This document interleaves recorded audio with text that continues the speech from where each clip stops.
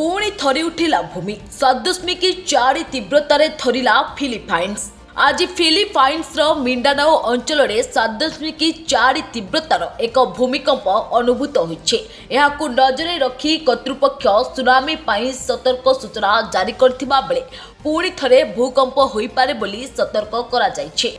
European मेडिटेरानियन सेस्मोलॉजिकल centre अनुଯାयी भूमिकंपर गभीरता 62 kilometre थिला। तेबे भूमिकंप रे केते जण मृताहत होइछंती ताहा सामना को आसी नाही।